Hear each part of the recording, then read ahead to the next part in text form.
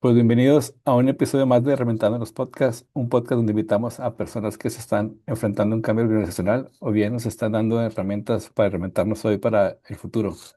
Pues hoy tenemos una invitada muy especial, Roy Benítez, desde Argentina, pero está ahora en DC. Y entonces, pues nada, mucho gusto que esté por aquí. Tiene un perfil muy interesante. Ya lo iremos viendo a lo largo de este episodio. Pues tenemos cuestiones desde innovación, inteligencia artificial, hasta cuestiones de educación. Tiene un perfil muy amplio que ya no iremos viendo y tocando aquí. Y pues nada, que también te pondremos aquí su link para que la sigas. Pues bienvenida, Roy, gracias por estar aquí. Bueno, muchas gracias Luis por el espacio y bueno, nada, por la conversación también que vamos a tener, curiosa de hacia dónde nos lleva este espacio. Pues muchas gracias por aceptar la invitación, gracias por estar aquí y seguramente va a estar súper interesante porque ya también tienes un perfil muy interesante y pues ya se ve que hay muchos temas en común y que resuenan con nosotros y con nuestra audiencia. Así que, pero antes que nada, vamos a empezar con el check-in para nuestro ritual que nos encanta para conocernos un poquito más. Y bueno, me gustaría ver cómo te defines más tú, ¿no? Como eres morning person o eres más así, ya sabes que me gusta más horarios así de oficina, no me molesten para de 9 a 6 o eres más es que de night person, ¿no? Que se distraen un poquito más. ¿Y por qué crees que eres de eso? Mm, yo creo que depende de la latitud en donde esté. Descubrí hace muy poquito, viaje a Japón ¿No? y me descubrí en un modo super morning person, arrancando a las 5 de la mañana, entrenando a la mañana, aprovechando todo el mediodía y 2 de la tarde, decir, ay, ya hice todo lo que tenía que hacer, ¿no? Y tiempo para escribir y tiempo para aprovechar más la mañana, ¿no? No. Que a veces en la vida en la ciudad, con el trabajo y me cuesta un poco, ¿no? Entonces, para mí depende, quisiera ser más morning person. De hecho, cuando volví de viaje, lo hice un par de semanas, de levantarme a las 5, de entrenar temprano, de usar toda la mañana para lectura. Después, algunas que otras semanas por temas laborales se fue desconfigurando la agenda y volví al night person, la que se queda hasta las 11 de la noche leyendo. Entonces, eh, podría decir que depende, pero también con muchas ganas de aprovechar más mis mañanas. Eh, y, y bueno, ahí descubriendo también cómo puedo hackear mi tiempo, mi agenda, sacar más provecho, disfrutar más espacios que por ahí antes estaban muertos, ¿no? Wow. O me tengo que ir a Japón, capaz. Estos japoneses que regularmente tan eficientes, así que, no, pues algo de japonés nos viene bien también a veces, ¿no? O, enfocarse en las cosas importantes, ¿no? Todo su minimalismo y su agilidad y todo nos hace falta de vez en cuando, ¿no? Pero también nos gusta el, la salsita latina, ¿no? Creo que también nos hace diferentes, ¿no? Pero acá yo soy, yo no soy morning person, me parece, pero ahora que lo dices, entre uno se va haciendo más viejo, lamentablemente creo que me cuesta acostarme o irme a la cama más a tiempo, creo que duermo menos, pero creo que lo que duermo bien, pero sí, en la mañana me gusta aprovecharla, estoy más vivo, estoy más relajado y por la tarde pues hago cosas que no me llevan tanta concentración. Mm, ¿No?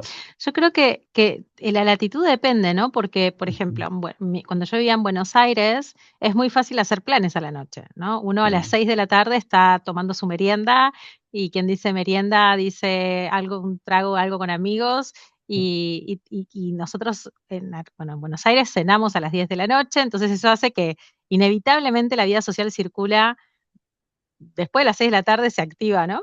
Pero, por ejemplo, aquí en DC a las 6 de la tarde estamos cenando, entonces te obliga a irte a la cama más temprano. Entonces yo creo que también donde habites altera mucho, ¿no? El cómo, digamos, puedas manejar tus horarios, ¿no? Sí, sí, no, totalmente, ¿no? Y el ritmo de vida que se tiene ahí, Monterrey, Monterrey, Ciudad de México, por ejemplo, son ciudades que se viven muy deprisa comparado con el resto de México y se te va el día y te tienes que mover y ya lo que quieres llegar es a tu casa y dormir, ¿no? Pero, pero sí, sí, sí, tienes ahí un punto. Pero bueno, ojalá que sí, sí, me diste ganas de ir a Japón. Pero bueno, ya será algún día. Y bueno, pues también entrando ahí en materia, me gusta cómo te describes en tu LinkedIn, que no pondremos tu link para que la gente que quiera conectar contigo, pero te defines como digital anthropologist, ¿no?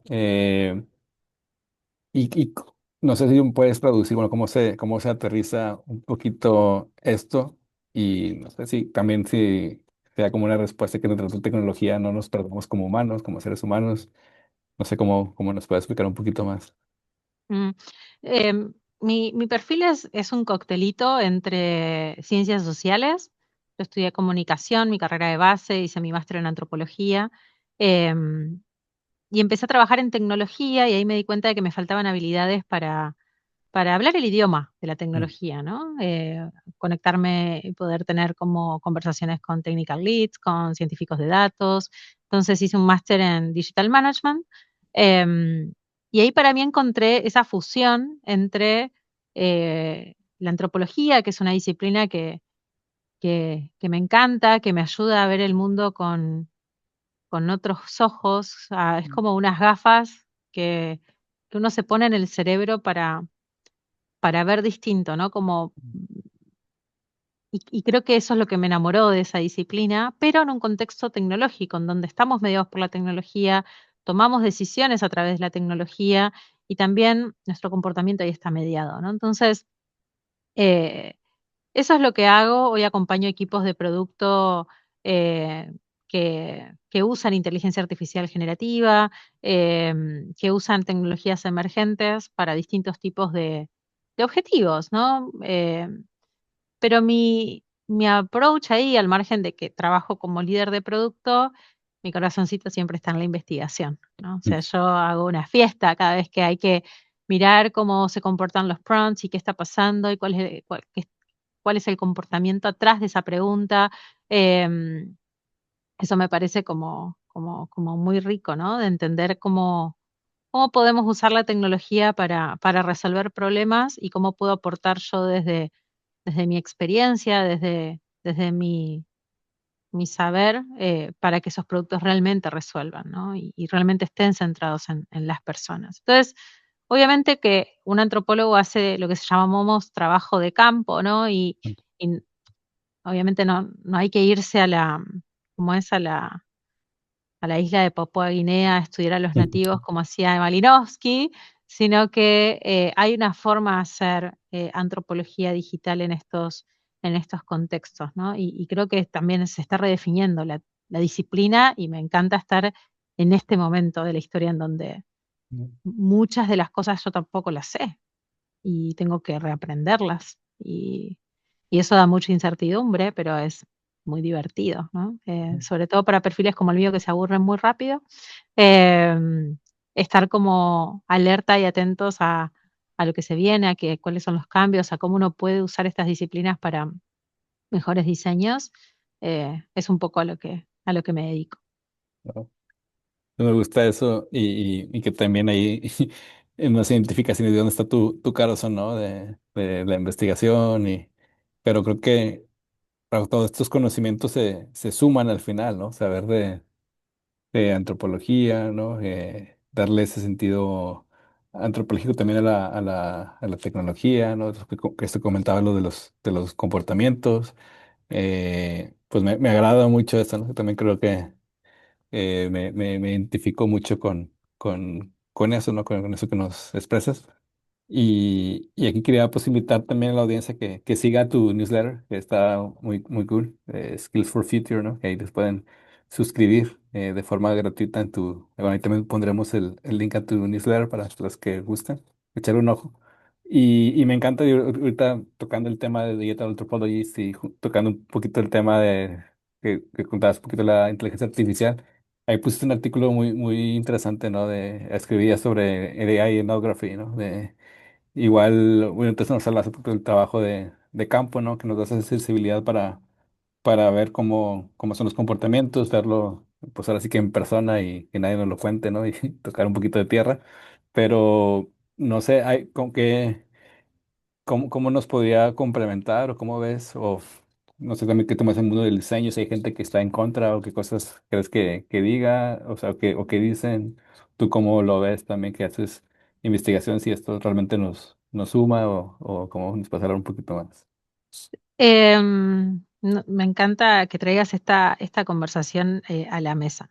Ujú, Yo creo que tenemos que aprovechar las herramientas que están a disposición para escalar nuestra capacidad de análisis, ¿no? Como eso me parece como que es algo que la IA trae, hace muy bien, de analizar datos a escala, que quizás antes nos llevaba muchísimo más tiempo.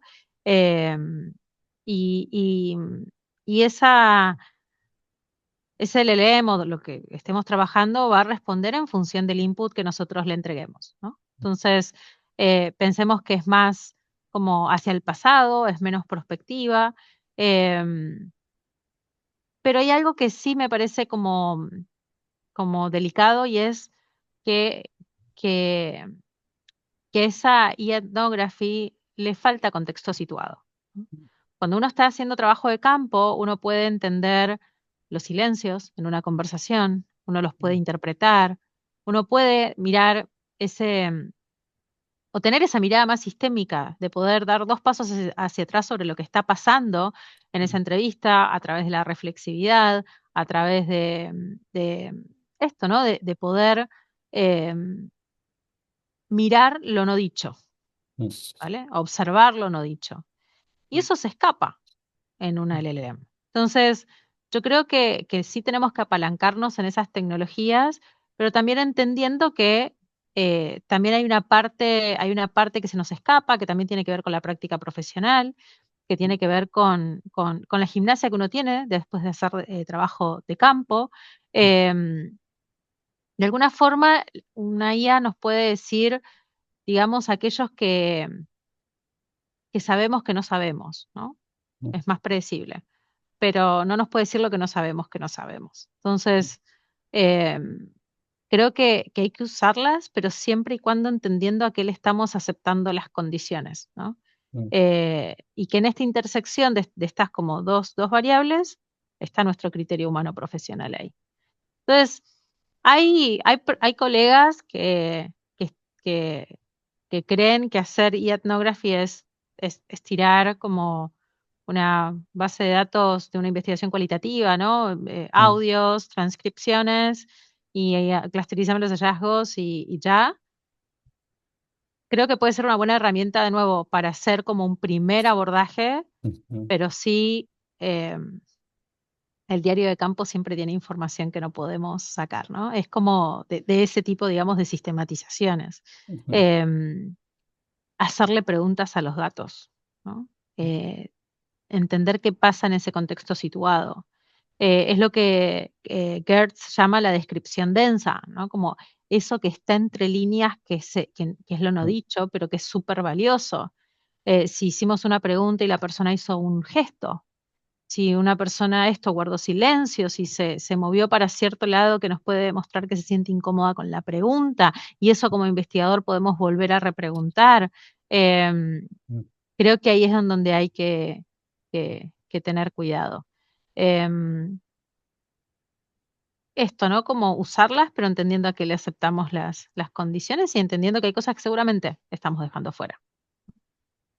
Me encanta y me gusta mucho porque, claro, dices como nos puede ahorrar un montón de tiempo de que normalmente eh, vamos, nos tardamos mucho en hacer la síntesis o encontrar ahí ciertos patrones eh, pero sí, o sea, nada como esto que dices tú, lo del pues, sumar los silencios, los gestos, las cosas o si se puso, o si le sale alguna lágrima o algo, ¿no? Que también, o se ve la frustración a veces de las personas, o si veo la voz, ¿no? Que también eso es como, me encanta cómo lo definiste, ¿no? Que no nos dice lo que no, nosotros no sabemos que no sabemos, ¿no?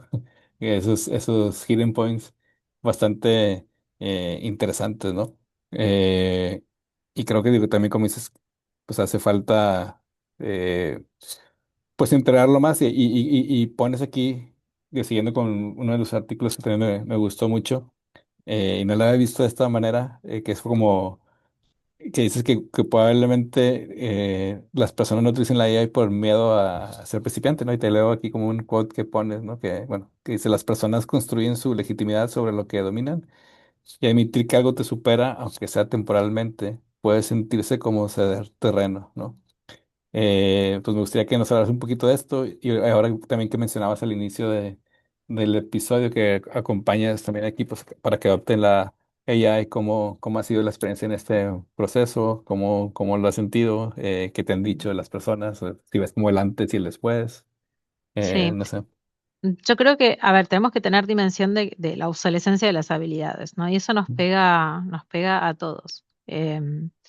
Sobre todo las habilidades tecnológicas tienen una obsolescencia programada muy, cada vez más exponencial o acelerada, ¿no? Entonces, esto de que voy, aprendo ¿no? Quizás una educación más del pasado, donde uno cerraba etapas de aprendizaje, hoy Mm, tenemos que hablar de aprender para toda la vida. Y uno aprende todo el tiempo en distintos contextos, no solamente yendo a la universidad, sino uno puede estar aprendiendo escuchando un podcast, uno puede estar aprendiendo leyendo un newsletter, uno puede estar aprendiendo mirando un videito de TikTok, no mm, sé, ¿no? Em, y sé que es abrumador la aceleración del cambio. Uno a veces cae en un FOMO de querer saberlo todo y bueno, quizás es a dónde está tu gap de habilidades, ¿no? mm, A mí me gusta hablar de la playlist de habilidades, ¿no? ¿Cuáles son tus canciones? Las que suenan más, las que por ahí son un poquito vintage, pero te gustan y te mm, sirven, pero capaz que te faltan canciones a esa playlist y quizás el trabajo es, no tenés que saber todas las herramientas de IA del mundo mundial. mm, ¿Cuáles hacen sentido para lo que querés hacer? No solamente profesional, quizás personal o algún hobby, ¿no? Entonces, entender ahí cuál es ese gap y ponerle foco y hay múltiples maneras de aprender. Saber que no sabes es incómodo. mm, No sé, si yo me acuerdo una versión mía de hace 10 años, quizás iba a una reunión con un jefe o una jefa y había algo que no sabía y particularmente quizás era por la edad también o la mm, experiencia, ¿no? Que uno va acumulando, pero a mí me daba mucho terror decir no sé, mm, ¿no? Es como que, ¿cómo no sé si estoy en este rol, si mm, estoy en este puesto? Y la verdad es que hoy digo, muchas más veces no sé. Ese acto de humildad, de apoyarte en equipos que saben más que vos. Yo no soy ingeniera en IA.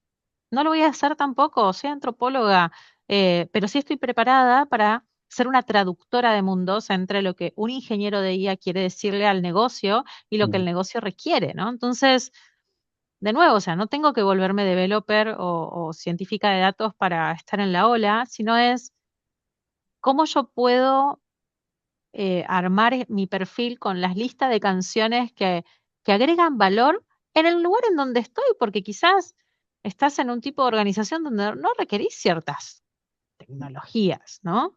No hay que ponerle IA porque hay que ponerle IA, ¿no? Es como, todo depende del contexto en el que te encuentres, la organización en la que estés. Y creo que también hay mucho valor de las habilidades humanas que no mm, las podemos reemplazar con tecnología. Sé que parece súper romántico esto que estoy diciendo, pero hay mm, algo de la experiencia que tenemos los de nuestra generación, mm. de haber aprendido a resolver problemas con poco, de haber... creo que me quedé sin luz. Bueno. Me quedé severo. eh, ¿Me ves? Sí, como se bajó la luz de momento. Em, Esto, ¿no? De aprender a resolver problemas, ¿no? En nuestras juventudes seguramente estuvimos mucho más aversos a, a- a jugar con otros en la calle, a golpearnos, y todo eso nos fue dando habilidades que hoy las aplicamos y que podemos de alguna forma usar la IA de manera como mucho más em, accurate, ¿no? Como sabemos qué preguntar, porque ahí está la clave. De nuevo, no es IA por IA, o sea, ¿qué querés preguntar? ¿Cuál es el input que le das? Y creo que nosotros vamos a empezar a ser más curadores, ¿no? De todo ese contenido. No me asusta el advenimiento, digamos, de la inteligencia artificial. Eh, Como te digo, cada vez digo más veces no sé y me parece increíble reconocer que no sabemos y hay que abrazar el no saber como una oportunidad para aprender, porque no vamos a terminar de aprender jamás. O sea, es una decisión. Como, Y eso, digo, me gusta mucho, tengo muchos temas desde esa de humildad, ¿no? De saber, oye, pues no llego a todos lados y tampoco no pasa nada, pero tampoco me detiene a seguir aprendiendo. Eh, y que a veces, pues cuesta, ¿no? Reconocer que no sabemos y no pasa nada. Y también esto que dices, ¿no? Que igual los que aprendimos un poquito de análogo, ¿no? De ir a las fuentes, ¿no?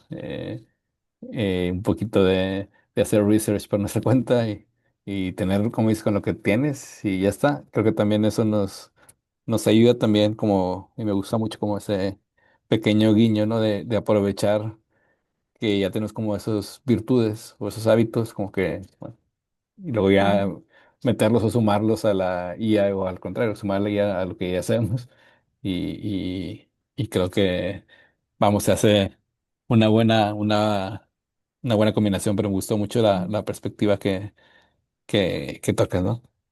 Bueno, tú Eh, eres profe, ¿no? Tú das sí, clases. Por ejemplo, para mí una forma increíble de aprender es, yo soy profe también en la universidad, en bachelor y máster, y para mí es dar clases en licenciatura es, o sea, me parece como eh, aprender a cómo los jóvenes hablan otro idioma, o sea, sí, y tienen otra manera de resolver problemas distinta a la mía, no es mejor ni peor, siempre uno habla de las generaciones que vienen, no tienen otra forma de resolver bien distinta, y eso a mí me parece como súper interesante, como exponerte a personas que piensen distinto que vos, que sean más jóvenes o más grandes. Yo tengo amigos mentores que tienen más de 60 años y poder aprender de esas vivencias y rodearte de gente que sepa más que vos también sí, y que está todo bien. sí, sí, sí. No, a mí me encanta eso porque al final, claro, eso te mantiene joven, ¿no? El hecho de estar aprendiendo, estar retándote y también, como dices, como siendo profe también te obliga, bueno, a actualizarte y también te obliga a escuchar, ¿no? Porque yo creo que el día en que los profes cerremos los oídos o dejemos de escuchar o sorprendernos, como que dejamos de ser profes un poco también, ¿no? Entonces, creo que ahí está, vamos, también creo que está nuestra dicha o ese honor que tenemos de siempre tener una audiencia que te reta y a la que tienes y que también te aprendes, ¿no? Al final del día también eres, como decía el maestro Cerati, ¿no? Que él se considera siempre un alumno, ¿no? Y que por eso pues seguía aprendiendo y seguía manteniéndose fresco, ¿no? Y su música sigue sonando actual, ¿no? Entonces creo que es parte de la clave, ¿no? Que tocas un poquito, Mm, ¿no? Y por otro lado, digo, no sé si tú estás ahí en el Banco Interamericano de Desarrollo, pero también trabajas ahí, el que entiendo, ¿no? Y no sé si nos puedes contar un poquito su rol que tienes. También, eh, claro, pues va a atender mucho a Latinoamérica, no sé qué problemas vemos ahí, qué cosas podemos ir, que vamos creciendo y que tú también estando en DC, no sé qué cosas tú crees que nos hace distintos, ¿no? A los latinoamericanos, ¿no? Que a veces creo mm, que nos damos como que somos latinos, nada que mal, ¿no? Pero qué cosas buenas tenemos, ¿no? Que aportamos diferente, ¿no? O que valoran también de nosotros, ¿no? mm. Bueno, yo, digamos, no trabajo, o sea, como dando servicios a la región, sino que Ujú, trabajo en el equipo de tecnología, brindando servicios internos al banco que obviamente se traducen en mejores diseños de operaciones, eh, mejores tecnologías para diseñar, preparar mejor esas operaciones en donde el banco va y apoya, ¿no? Eh, para mí el reto es traer como esta mirada de ciencias sociales a este equipo, pero también tener la dicha de trabajar con personas muy técnicas que vienen de hacer eh, no sé, racks cuánticos y claro, para mí es tan lejano todo eso, eh, pero unir lo mejor de cada talento para diseñar mejores tecnologías, ¿no? Como eso me, es un poco lo que hago aquí. Yo lidero todos los productos desde el área de tecnología que involucren la creación de conocimiento, el aprendizaje, la sistematización de conocimiento, y es bien retador, son muchos productos, son muchos equipos, em, pero bueno, por alguna razón, yo no creo que nada es casual. Cuando yo empecé a trabajar en tecnología, empecé a trabajar en EdTech. También estuve trabajando bueno, para el gobierno de Chile, para Argentina, en la creación de algoritmos de reconversión laboral inteligente, algoritmos de gaps de habilidades, taxonomías de habilidades. Es como que siempre estuve de alguna forma u otra involucrada con la intersección, no solo entre la tecnología y la antropología, sino con el aprendizaje del conocimiento. Y cuando llegué a esta institución, no vine a esto en concreto, había llegado para trabajar en iniciativas de transformación digital y empecé con un proyecto y bueno, hoy llevo todo este portfolio que para mí une como estas tres cosas que a mí me gustan. No se trata solo de ser buena en llevar productos, es entender al negocio porque entiendo el idioma que hablan, ¿no? Ya vengo de trabajar en temas de aprendizaje, vengo de trabajar en temas de conocimiento, entonces creo que eso también ayuda y suma un valor interesante.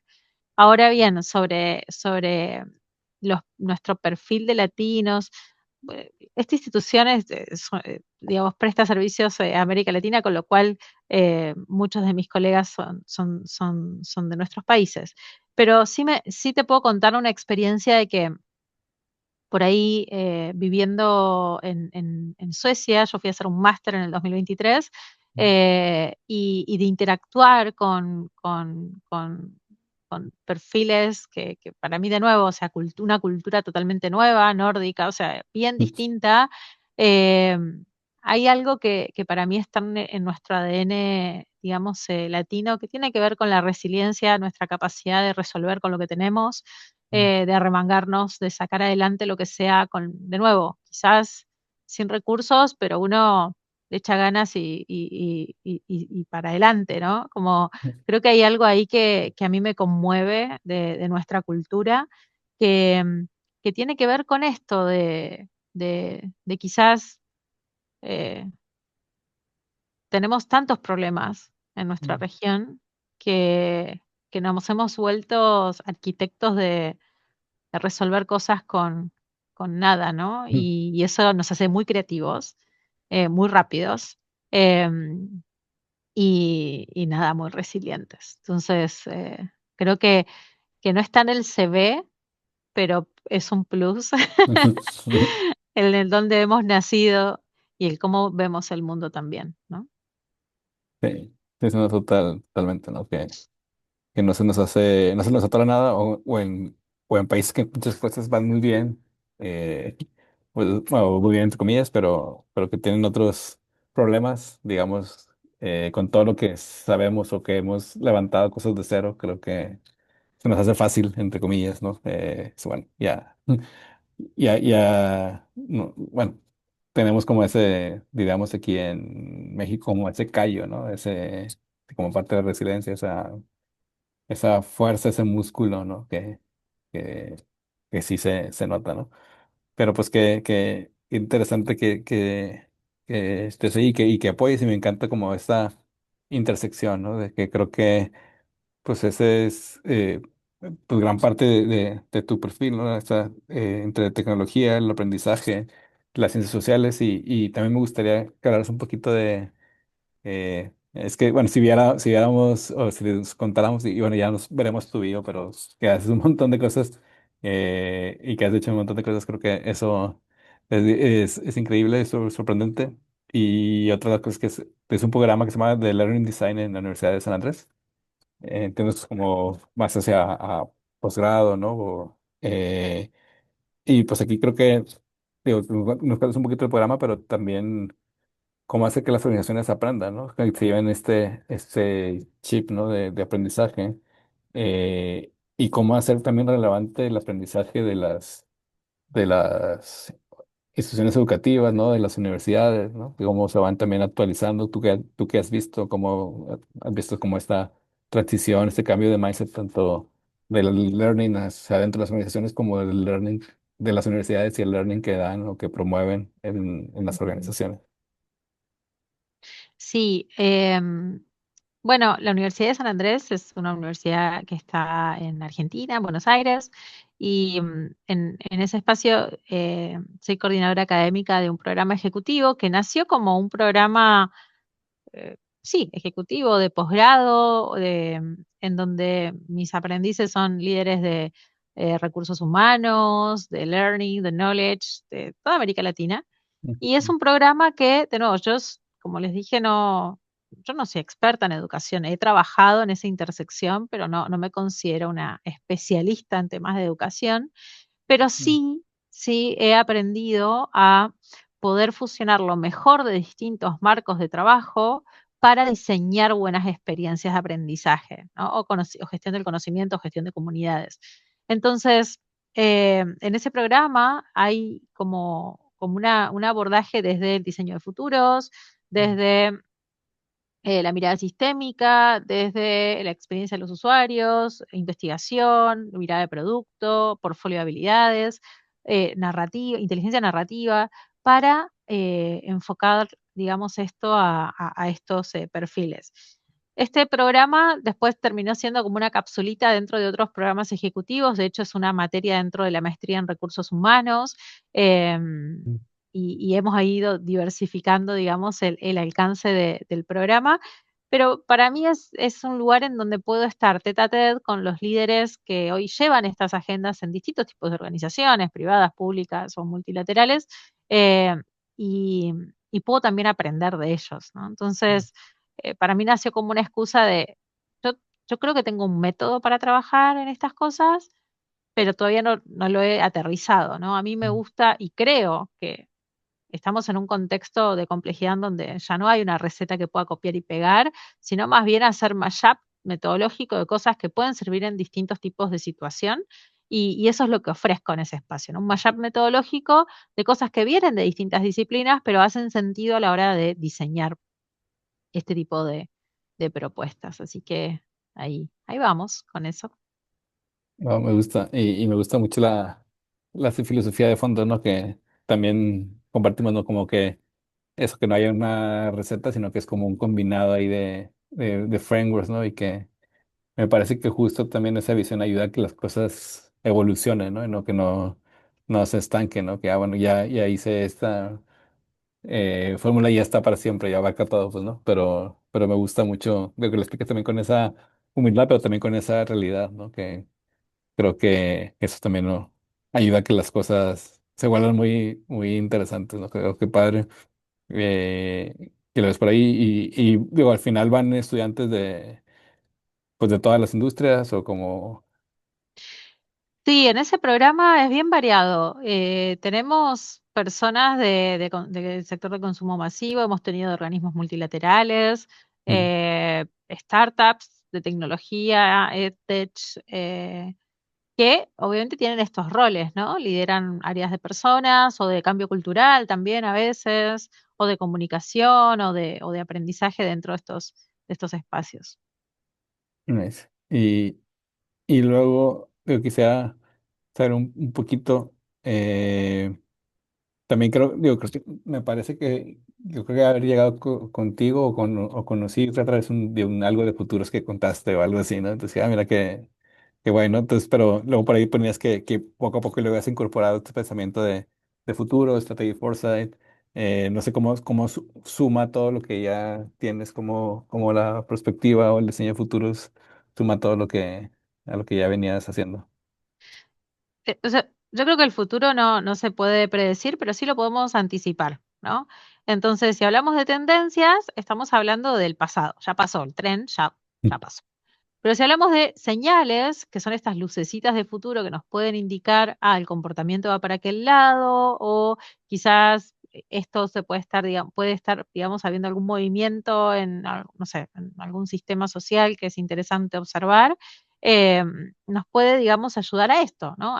Mm, Anticiparnos, a diseñar mejor, depende de la industria, digamos, en la que te estés como moviendo, pero em, yo no me considero especialista tampoco en diseño de futuros, pero para mí en ujú. su momento fue, ok, esto me parece interesante. Conocí a Carla Paniagua, una Sí, sí, sí. mexicana de Centro, la entrevisté para mi podcast, Mm, y ahí encontré, de nuevo, para mí son como gafas, ¿no? Que uno se va poniendo en el ujú, cerebro, y decir, uy, esto es una lente que me sirve para tal cosa, ¿no?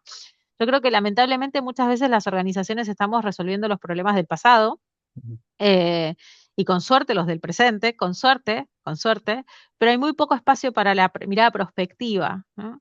ujú, Entonces, claro, si vamos a estar trabajando en este tipo, digamos, no sé, en un tipo de problema en una organización, mm, deberíamos estar pensando qué va a pasar en los próximos 50 años.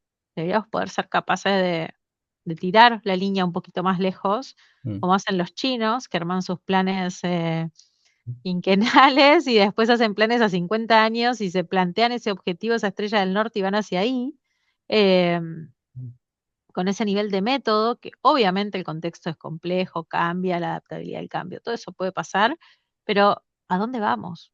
mm, ¿Hacia dónde estamos yendo? ¿No? Entonces a veces es complejo eso, pues estamos como en una rueda donde no nos podemos bajar porque hay que deliver ya, y es como quien está mirando esa línea un poco más larga, ¿no? Em, pero es ahí un reto. Sí, sí, sí. Sí, nos cuesta. Sí, yo digo que aquí en México somos muy buenos para apagar fuegos, como dices, tenemos esas habilidades, pero somos muy malos para planear, ¿no? O sea, nos cuesta ver un poquito más. Y no, bueno, no que lo estemos malos, sino que en nuestro contexto a veces tenemos que resolver ya, ya, ya, ya, y nos cuesta sentarnos, poner un stop, y luego estamos resolviendo problemas que podemos haber resuelto antes, ¿no? Ujú. Eh, Y yo creo que esta mirada de futuro se puede aplicar de manera muy buena, bonita, barata a nuestro día a día. mm, Hay un profe en nuestra universidad que se llama Alejandro Repeto, él es especialista en diseño de futuros, y él mm, dice, ponete una cita con el futuro en tu calendario. mm, O sea, no estoy ni siquiera pensando en los problemas de tu organización, algo mucho más simple, de corto plazo, ¿no? Como sentate sentate una hora con tu cuaderno, ¿a dónde vas los próximos? Las decisiones que tomes hoy van a impactar en el futuro, ¿no? mm, Em, y quizás como mirar incluso nuestros diseños de vida, no solo profesional, sino de una manera como mucho más proactiva.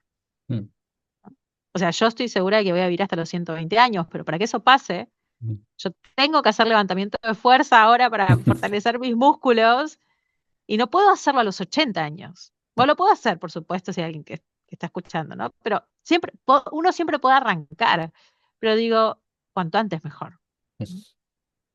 Sí, sí, sí, totalmente. Me gustó mucho la analogía, ¿no? Muchas veces decimos cuando hasta que el futuro lo hacemos personal y nos vemos nosotros ahí, lo tomamos en cuenta, ¿no? Y a veces, como dice el profesor, pues hay que meternos ahí, ¿no? En esos escenarios futuros para tomarnos en cuenta y un poquito de cómo hacer ese pequeño wrap up, pues ya digo, seguramente las personas pues ya se dieron cuenta que pues y ya hemos salido ha salido aquí a lo largo de este podcast, ¿no? Que todo, pues estudiaste relaciones internacionales, lo más en antropología social, fue en digital management, está haciendo doctorado en filosofía, que ya daría para otro podcast, pero que está genial.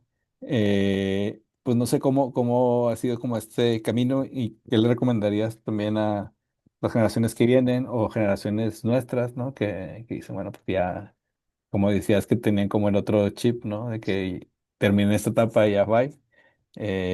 No sé, ¿qué nos recomiendas que puedes sacar como esta filosofía de todo lo que has pasado?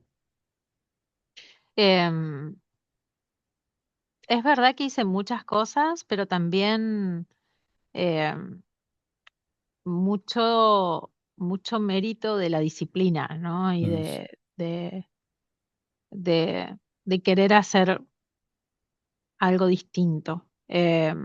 Yo cuando tuve que elegir qué estudiar, cuando salí de la secundaria, no, en ese momento no había internet en mi casa, ¿no? No mm, quiero decir cuántos años tengo, pero no había internet en mi casa, había que ir a un cibercafé, salía caro, yo no sabía googlear, me mm, daba mucha vergüenza porque era de las pocas que no tenía computadora en su casa y yo no, claro, o sea, ¿qué escribo, no? Y tampoco era Google en ese momento, creo que era mm, Altavista, alguno de esos.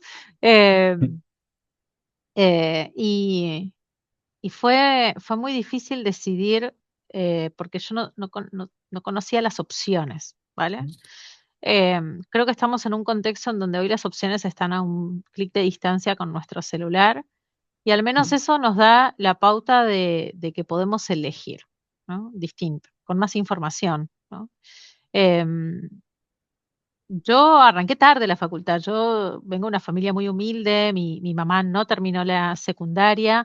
Mi papá no terminó la primaria. mm, Soy la primera persona que terminó la universidad en toda su familia. Eso fue complejo. Me llevó muchos años también. Arranqué de grande, arranqué a los 25 la facultad, porque tuve que trabajar apenas terminé el colegio, entonces no tenía posibilidades uno dice, bueno, la universidad pública, bueno, está bien, pero hay que pagarse un boleto, hay que comprarse la mm, fotocopia, o sea, no hay que romantizar que es solamente ir y sentarse y estudiar, ¿no? Cuando las necesidades básicas en tu casa no están cubiertas.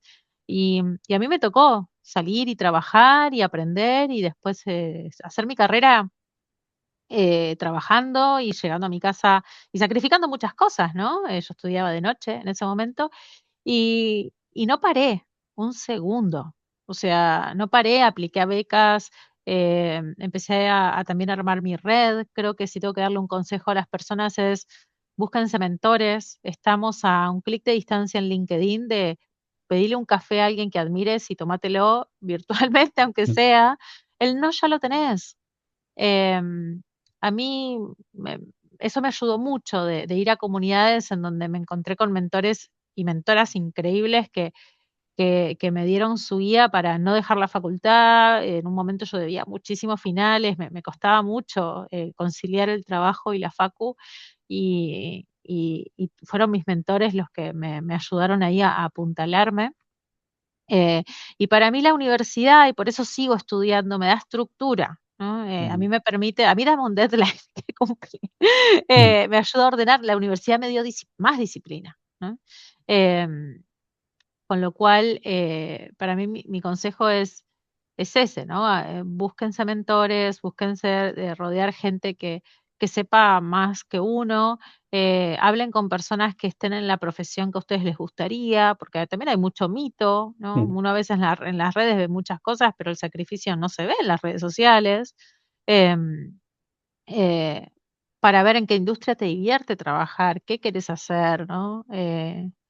Creo que estamos en un momento interesante en donde, de nuevo, con el celu uno puede acceder a un montón de cosas. A mí me costaba de adolescente desear lo que no conocía. O sea, Mm. yo no sabía lo que era viajar en un avión, no sabía lo que era ir a comer a un restaurante, mucho menos tomarme un subte.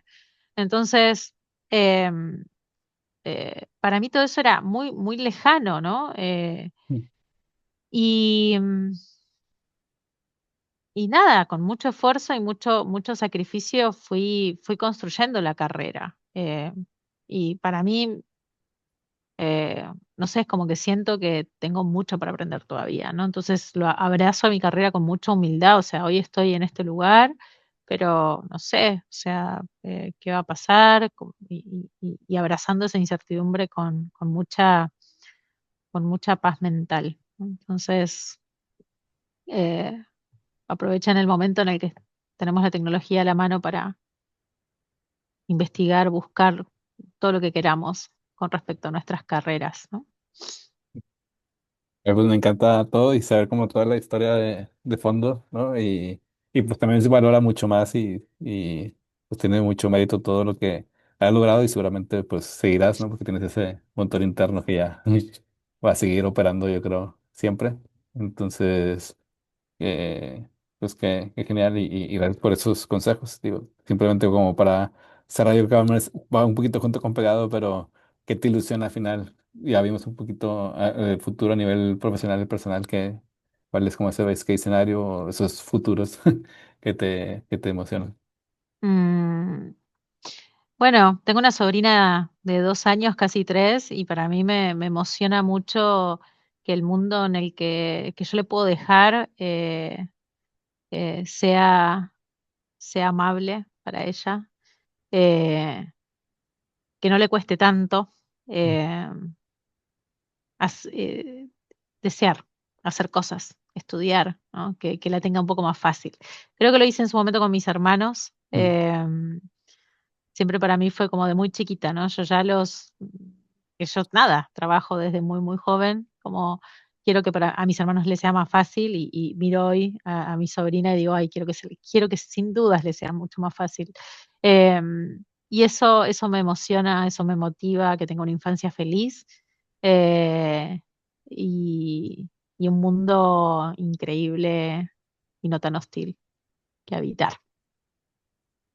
Pues la verdad es que sí, ojalá que sí. Y bueno, tener un buen ejemplo por qué luchar y pues nada, pues me ha gustado mucho este episodio. Pues muchas gracias, Roy, por estar aquí. Gracias por aceptar la invitación y pues ojalá que ahí coincidamos pronto.